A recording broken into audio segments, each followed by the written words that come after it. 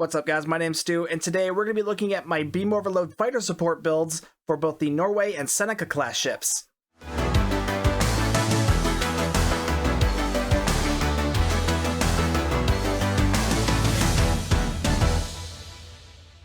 Now this isn't going to be your typical build video that I've done in the past, largely because it's not all that different from build videos I've done in the past. Originally, I wanted this to be very heavy on the fighter support aspect of this build, which I was going to do on the Norway, and then I realized I could do pretty much the same thing on the Seneca too, so then I decided to make it a 2-for-1. But then the further I got into making the build, I realized it's not all that different from my normal beam overload builds, and this is why. The reason is that I wanted to put more focus on the fighters with this build, but when it comes to actually buffing my fighters, there isn't much available.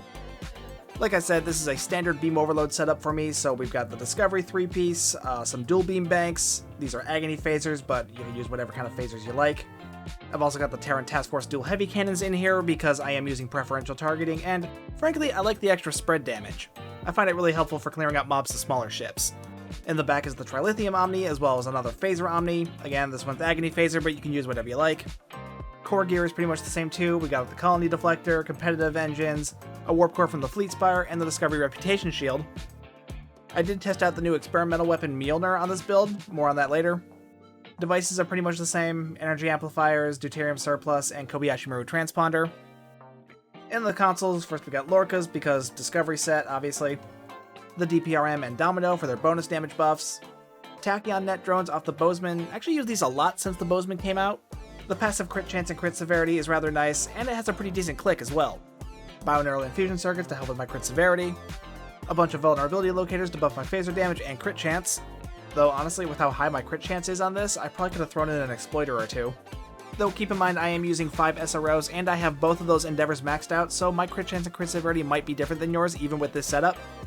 Now this is where we get into when I said earlier about how there really isn't much in terms of fighter support for builds. Because when I went around looking for consoles that would help out fighter pets, I found 3. That's it. There are only 3 consoles that will help buff fighters. Now, before you all start yelling at me in the comments, I'm sure there are other consoles that will debuff targets, allowing your fighters to do more damage. But of course, those would also apply to your other teammates or anything else you spawned in. I'm talking about consoles that strictly only affect your fighter pets. The first and oldest console is Swarmer Matrix. And honestly, all this is really doing is giving a 30% buff to the turn rate, flight speed, and damage of your hangar pets. Also your targetable torpedoes, but we don't have to worry about that in this build. Of those 3 stats that are being buffed, the only one that matters is the damage. It's not like you can fly the fighters yourself, so flight speed and turn rate really aren't going to matter all that much.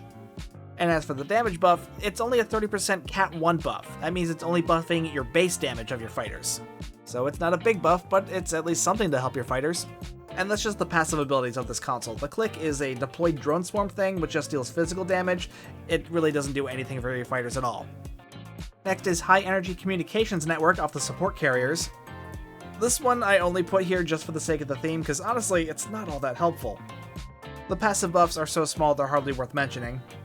But the Click ability on this thing is meant to buff all your teammates, including your hangar pets, as well as debuff your enemies. Activating it will increase the rank of all your hangar pets by 1. All allies within 4 kilometers will receive a plus 100 buff to accuracy and defense, plus a 20% damage resistance rating buff, none of which are particularly helpful stats. And any foes within 4 kilometers will receive a minus 30 damage resistance debuff. I never understood why they gave this thing a 4 kilometer range. That's so close. Even Tractor Beam has a range of 5 kilometers. The main reason I put this console on here was to try to help to keep my fighters alive. I didn't want to be shooting out constant disposable fighters. I wanted to keep the first ones I launch alive as long as possible, but frankly, it didn't do much. Even if the console's range was increased, it's only buffing defense rating and shield resistance, which, Buffing the damage resistance and hull capacity of your fighters would be much more helpful for survival. And buffing accuracy outside of PvP is just kind of pointless. The last of my fighter support consoles is Sensor Suspension Burst off the Jarok Alliance carrier. I like this console because it has a nice passive buff to crit chance, but for this build the main reason to like it is for its click. Activating it will apply a 20% crit chance buff for 5 seconds to anything within 20 kilometers, including yourself, and it'll reset the cooldown time on any hangar bays. But to your hangar pets or any other kind of summoned ships, it'll give a plus 30% buff to crit chance for 20 seconds and also placate foes within 10 kilometers. Of my 3 fighter support consoles, this is definitely the most powerful. That 30% buff to your Hanger Pet's crit chance is really nice for their DPS. Plus the Placate helps keep your enemies from shooting your fighter pets down, and the reset for your Hangar Bay recharge time is helpful for getting your fighters out faster.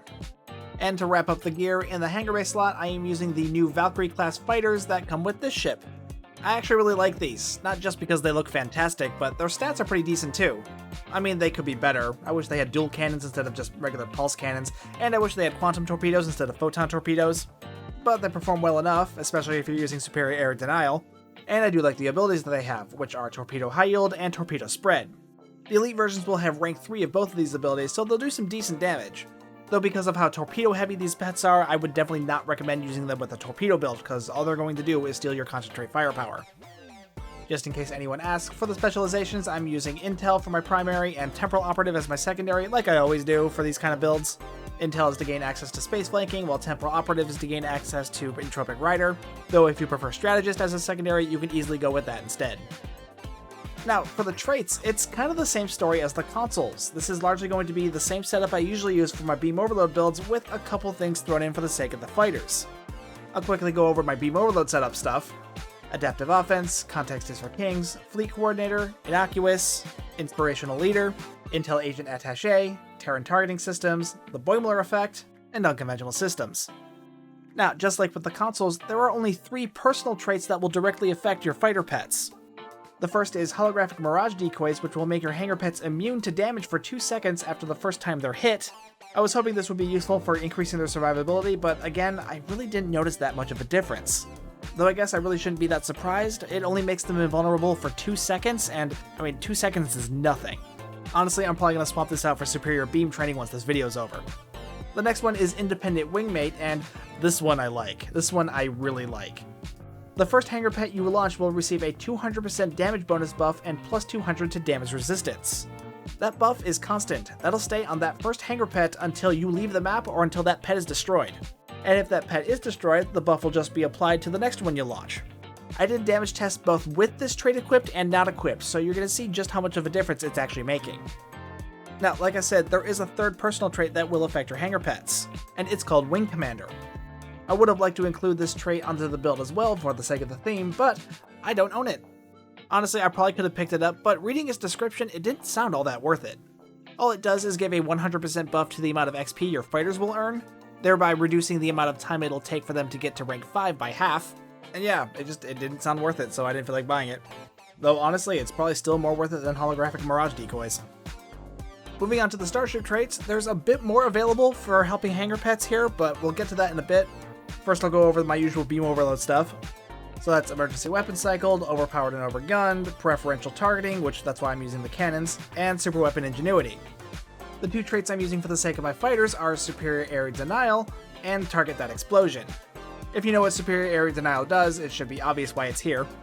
Every time I activate Fire at Will or Scatter Volley, which I am using that second one for the sake of preferential targeting, my fighter pets will receive both Fire at Will and Scatter Volley. Because the Valkyries have cannons, they will be using Scatter Volley. Additionally, SAD also upgrades my energy weapons for the next 20 seconds so that they will decrease the damage resistance of any target that I hit. Now, Target That Explosion actually doesn't directly affect Hangar Pets like the rest of these traits I've been talking about do. But with this, anytime I activate a Torpedo or Command Bridge Officer ability, my next torpedo that does any damage will trigger a special ability across multiple members of my team. Up to 6 nearby allies will fire a torpedo at the target that I'm shooting at, dealing a certain amount of kinetic damage. Because these fighters are so torpedo heavy, this felt really thematically appropriate. Now, there are other Starship traits that could be used for the sake of benefiting your Hangar Pets. Unlike consoles and personal traits, there's actually quite a few Starship traits that will affect Hangar Pets. Though it does become a matter of finding out which ones are actually useful. Actually, here, let's just go to the wiki and just go down the list.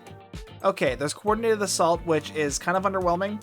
It's kind of like Superior Area Denial, but for Beam Overload and Cannon Rapid Fire. The difference is that it only applies the ability that you use to your Hangar Pets. So for example, if you use Beam Overload, it will only apply Beam Overload to your pets, not Beam Overload and Rapid Fire at the same time. Whereas Superior Area Denial will apply both Rapid Fire and Fire at Will no matter which ability you use. The main reason I didn't use this is because the Valkyries don't have beams, so there was no sense in giving them Beam Overload. And even if it did, I would be worried about this interfering with Superior Area Denial. There's Dampen Energy Signatures, which as I'm reading this thing, I'm actually kind of regretting not using it. With this, anytime I activated an intel ability or mask energy signature, my pets would receive a damage buff, stealth buff, reduced threat generation, and a buff to defense rating. It's actually a bonus damage buff too. It's small, but still, bonus damage, that's nice. And it's off the Jem'Hadar Vanguard carrier. That's a C-Store ship that I own. Why don't I have this trait on this character?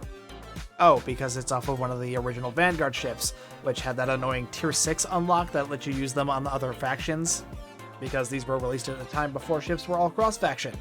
Not that I think it would be a huge DPS difference for my build. Honestly, I think what I have is still overall better in terms of performance. But for the sake of this theme, this would have been a good addition. Anyway, moving on. Dominion Coordination. This one would have been nice to have too.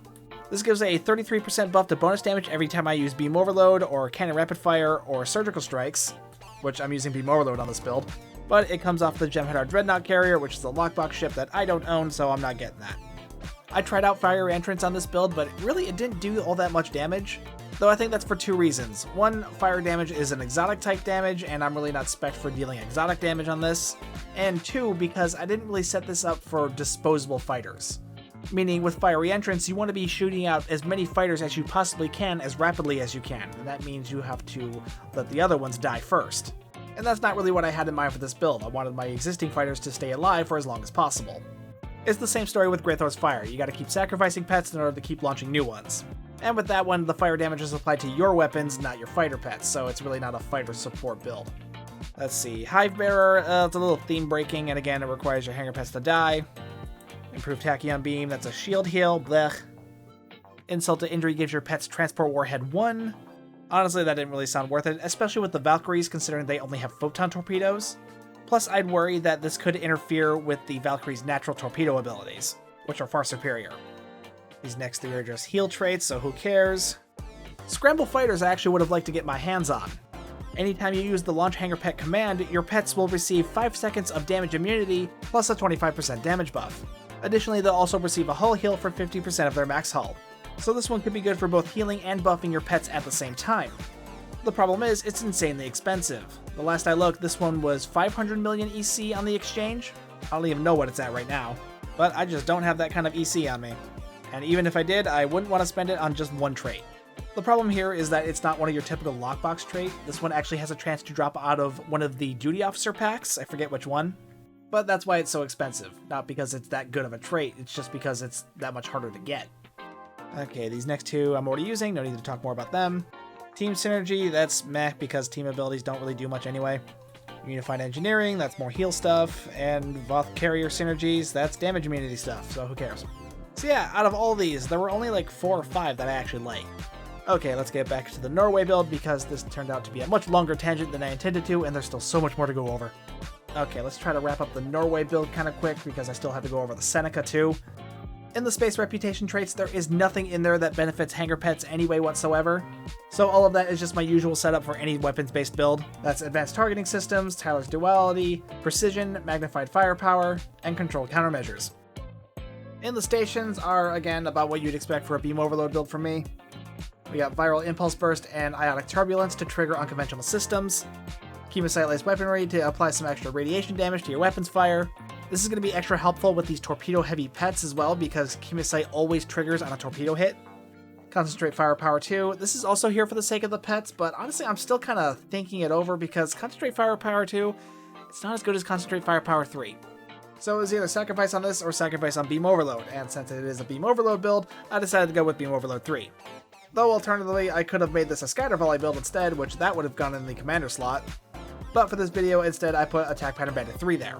Which that's also going to kind of help your pets because that gives a damage resistance debuff. So both you and your pets are going to be doing extra damage. Down here we got Torpedo Spread 1, and then we got Scatter Volley to trigger preferential targeting. Emergency Power to Weapons to buff my energy weapons and to trigger Emergency Weapon Cycle. I don't really have room for a higher version of it because over here I've got Emit Stable Warp Bubble, which that's there for an unconventional systems trigger. And to wrap it up with the Science Seat, we've got Jam Targeting Sensors, Tractor Beam, and Gravity Well. All 3 of these will trigger unconventional systems, and that's most of the reason why they're there. Though in Gravity Well's case, having that kind of control is usually kind of helpful, so I usually try to fit Gravity Well wherever I can. In the Duty Officers, again, nothing really here to benefit pets. Honestly, the only DOFs that are really going to help out pets are the ones that reduce the cooldown of the launch times. But frankly, I find them kind of redundant ever since the Jarox console came out. So again, this is just my standard weapons-based setup. Now, I didn't bother testing this in ISE. Setting one up is kind of a pain in the butt, and honestly, I've really gotten the impression that most of you don't really care about the ISE runs, so instead I tested this in the Patrol, the 9th rule. Specifically in the last part of the patrol when it's just wave after wave of ship until the patrol ends. And during that, with this setup, I managed to get 268k DPS, which isn't bad. It's really not that surprising because most of this build is just my standard beam overload build setup. So let's look at the changes specific to this build. My pets did the most of the damage, which is kind of what I was going for with this build anyway, so that's good to see. They did nearly 60k total, 45 of which was done with the Valkyries. Remember, that's with superior area denial and independent wingmate. Further down you can see Mjolnir did just under 10k, which, not great, but I mean, I guess it's not the worst experimental weapon in the game either. That said, Soliton Wave Impeller still reigns supreme. And I was also running Target That Explosion on this build, which only did just under 5k. That's not great. Now, while testing this, I got curious to see just how much of that DPS was coming from independent wingmate. So I ran another patrol, and the results are a little different. Without independent wingmate, the Elite Valkyries only did 22k DPS. That's roughly half the DPS from the previous run. This really surprised me given that the trait only affects one hanger pet at a time, but it just goes to show you just how much of a benefit it is. Also, for the sake of comparison, I swapped out Mjolnir for the Soliton Wave Impeller, and as you can see in this run, Soliton Wave Impeller did almost 25k. So between the two experimental weapons, that is a difference of 15,000 damage per second. Now, while setting this build up, I realized I could do a very similar setup on the new Seneca class carrier. I really wanted to cover that ship too, but because the builds were so much alike, I didn't think it was appropriate to do two separate videos for them. So you're getting 2 in 1. But before we get to that, I do want to share some things with you guys first. We hit 3,000 subscribers on the channel not that long ago, and I wanted to do something to celebrate, so I am doing a giveaway on the Discord channel. 3 giveaways, actually. A stack of 10 Master Keys, a stack of 5 Promo Delta Duty Officer packs, and a stack of 3 Experimental Ship Upgrade tokens. Like past giveaways, I'll be hosting these in the Continuum Discord, so if you're not in that Discord server, be sure to find the link down below in the description. The giveaway will run for about a week after this video goes up, and then I will DM the winners via Discord. That's why I run these through the Discord server. It makes it a lot easier to contact the winners. So yeah, good luck to all those who enter, and again, thank you so much for 3,000 subs. Let's see how fast we can get to 4,000. Anyway, back to what has already become a surprisingly long build video for me. Now for the Seneca build, we're going to go kind of quick because it's pretty much the same build, just on a carrier. It's also not that different from what I did on the Romulan support carrier and the Jarok. So yeah, pretty much the same weapons as what I did on the Norway, but I had to take off those 2 Agony dual beam banks because, you know, only 3 weapon slots in the front. I did gain 1 in the back though, so I added the Trilithium turret back there for a second chance at the haste proc, though alternatively you could also go with the kinetic cutting beam. All but one of the consoles are the same. We've got 1 less tactical console slot, so instead of a locator, we've got the Tachyo kinetic converter. So we're losing a little bit of crit chance, but we're gaining some crit severity. Also some turn rate, which this ship really needs. It's not a maneuverable ship. The personal traits, space traits, and duty officers are all identical to what I was running on the Norway. The only other differences are in the bridge officer seating, and even then, it's not all that different because it is still a beam overload build. The biggest difference is in this first seat. The Norway gets a secondary intel seat, whereas the Seneca gets a secondary miracle worker seat, in which I have placed narrow sensor bands and mixed armament synergy. Sadly, neither of these are going to affect my hangar pets, but they are going to help my ship's weapons. And this being a normal carrier, they're going to need all the help they can get. In the tactical seat, first we've got Torp Spread for my torpedo, Scatter Volley to trigger preferential targeting and superior area denial, and Beam Overload for my beams. In the engineering seat, first we've got emergency power to engines because this is a bulky ship and it does not move easily, so you're probably going to want this a bit. Then we got Emit Unstable Warp Bubble for the unconventional systems trigger, and emergency power to weapons 3 to buff my energy weapons. And as usual for the science seating, we've got a bunch of unconventional systems triggers. We've got tractor beam down here, jam targeting sensors over here, then scramble sensors and gravity well 3 in the commander seat. But this commander science seat is also the command seat, so we've got concentrate firepower 3 here. Again, really wanted to be thematic on this one, and just concentrate firepower really fits these torpedo heavy pets, even if they don't do a whole lot of damage because they are still fighter pet torpedoes. Now let's see how this setup did in comparison to the Norway. Okay, the Seneca managed to do 235k. That's compared to the 268k that the Norway did in the first run, and the 312k it did when I added Soliton Wave Impeller to it. Carriers, they just can't keep up because, well, they don't have as many weapon slots, so obviously they can't keep up. But the whole idea with this build is fighter support, so let's see how the fighters did. Total pet damage on the Seneca was 72k, 55 of which was from the Elite Valkyries. Now keep in mind, this is with both Independent Wingmate and Superior Area Denial equipped. So in comparison to that first parse, which also had Saturn Wingmate, we're only looking at a difference of 10,000 damage per second. It has a whole extra hangar bay of pets and only gains an extra 10k from them. Meanwhile, because it's a carrier, it ends up losing significantly more damage because it doesn't have the weapon slots to keep up. And that brings me to something I want to talk about, and that is the problem with carriers, and maybe some possible solutions. Carriers have always been underpowered in comparison to other ships, and that's largely because they've always been treated like science ships without actually being science ships. Carriers get a weapons layout and a bridge officer seating that's much like what a science ship would get. Carriers even get these target subsystem abilities that all science ships get, which, by the way, these abilities are absolutely terrible, don't use them. They're considered firing modes, so they have a shared cooldown with your other firing mode abilities like beam overload and scatterballing. Over the years, I've seen a bunch of people offer suggestions on how to properly buff carriers, but a lot of them have always seemed a little unrealistic in my opinion. A common suggestion is to just give them a secondary deflector, like any other science ship, and even I was on this bandwagon for a little while, but honestly, it doesn't work. Well, more accurate to say, it would work fine for carriers, but then it makes all other science ships irrelevant. Because why fly a normal science ship when you can fly a similar one with 2 hangar bays? Another common one I see is add more hangar bays, give it 3 or 4, and frankly, I don't think that's a good solution either. Like, it's already pretty easy to hit object limits in space maps. If you get a full team together for TFOs, and if at least 2 people are running proper torpedo mine layer builds, stuff's gonna start disappearing. Now, the introduction of swarmer pets has also added to this problem. So if you have ships with 3 or 4 hangar bays, all with swarmer pets, you're gonna be hitting those object limits that much quicker, and the mine layer builds are already hitting them really quickly. The other reason I don't like this idea is because I don't think it'll make much of a difference performance-wise. Now, in this very video, we just compared the DPS between the Norway and the Seneca, and the difference in having 1 hangar bay versus 2 hangar bays was only 10k DPS. So it's reasonable to conclude that putting a 3rd hangar bay of elite Valkyries is only going to net you another 10k. Obviously, this number is going to change depending on the type of fighters you're going to be using, but these Valkyrie fighters aren't bad pets, and the difference in the DPS between the 2 builds, or rather how little difference there is, I think that speaks for itself. Honestly, the more I'm thinking about this, the more I want to further test how much of a difference does an extra hangar bay actually make. I don't know, we'll see how much time I have and how long this topic keeps my attention. Now, a few days ago, Casual SAB was talking about this topic and had an interesting suggestion. He suggested that hangar pets equipped to carriers should be able to benefit from the crit chance and crit severity buffs that the ship itself gets, meaning that my fighters would have the same crit chance and crit severity that I would have. Now, think about how other ships are set up. A typical cruiser has 8 weapon slots. A typical escort loses one of those weapon slots but gains an experimental weapon.